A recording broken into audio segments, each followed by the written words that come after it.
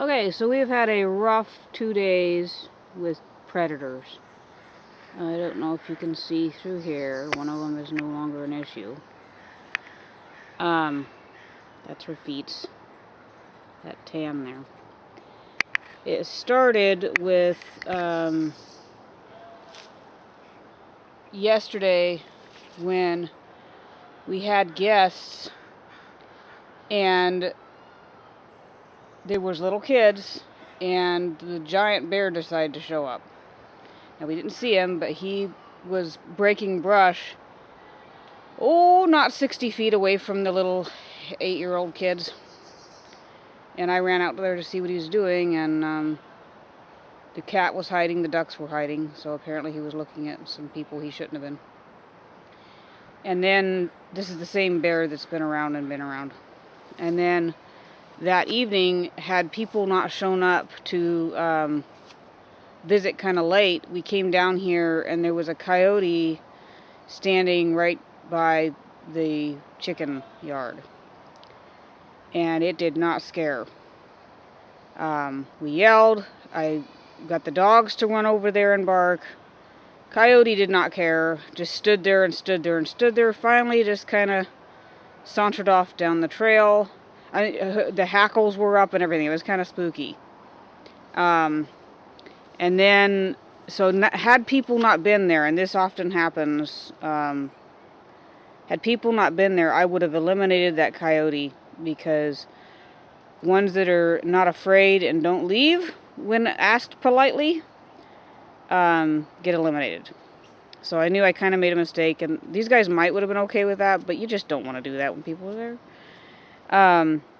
So then last night I was out here and me and my sister were yakking about the peacock pen, and probably the same coyote shows up 30 feet away, and I'm outside the fence, the dogs are outside the fence, coyote knows we're there. And I went, holy cow, and I told all the dogs to get in the puppy yard and shut the gate. And that could have been bad. And so my sister went up, and I continued looking at the peacock pen, and along with a little pal in case the coyote came back.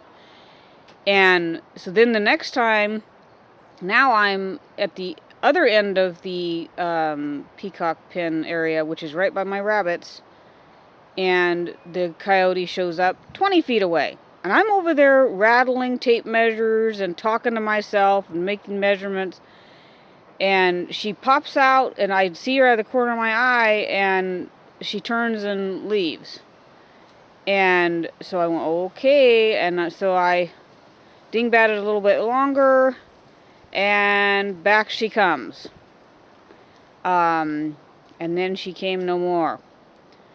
But just a word to the wise, you guys, if you have a downed predator like that, I thought it, because the brush was moving, and I thought, okay, she's done. And then I came back too early, and she was not done.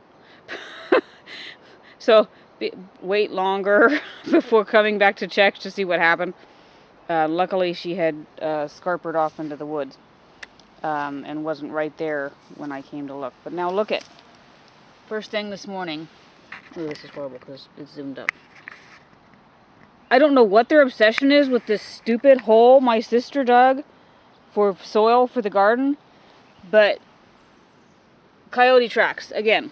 So maybe that was the naughty coyote, and maybe it wasn't.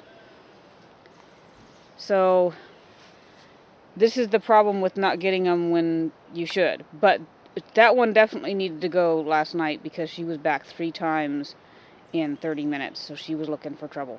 And there's nothing here. So she's right by the hen yard. So I can only conclude that she's looking for mischief to get into. And I just moved my rabbits back here again. I had moved them because of the high predator population right now.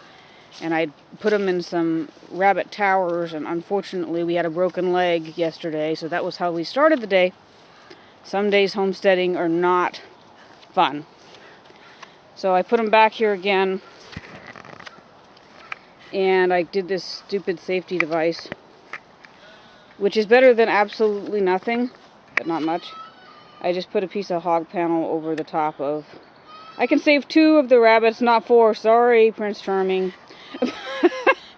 And I tied it on for overnight when I'm not down here, so it'll be just a dissuasion. You're not trying to 100% secure anything. That's not going to happen.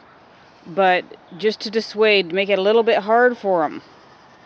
And I already have the rabbit pens really low to the ground so that they can't get in there and bust underneath of there, which is what coyotes do apparently. So this has been our wonderful predator-filled day. Oh, and also the big bear was back yesterday. We found tracks. Same area as the coyote was coming to. Something about that hole in the ground. If y'all want to attract predators, dig a hole in the ground. There's nothing in the hole. Just a random hole will do. And they must come... I don't know if they think something's buried there or what it is. Like something was digging a hole to bury prey. I don't know. But yeah, dig a hole and they come. Build it and they will come.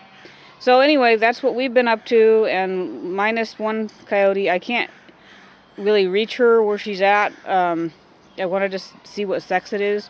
But 2 out of the 3 coyotes we've had to eliminate, which is pretty good odds with how many coyotes we have been female. So I'm presuming it was a female, very persistent. Now the dogs are barking and we better go see what it is now, and the crows are going off too. So, more predators for today, it looks like. This is a rough predator year, and I'm hearing the same thing from everybody around that's homesteading. Even people in downtown Seattle are having problems this year. Poor people coming out and finding their chickens in pieces in their hen yard. People in the city aren't used to that, you guys. It's very traumatic for them. So, we'll see what we see. How this day goes. Yesterday was not a good one. Luckily it didn't do anything, but just the hanging out and the 20 feet away, and could have been scary, could have been bad. Alright, well, stay tuned. We'll see how this predator progresses. So far, not so good.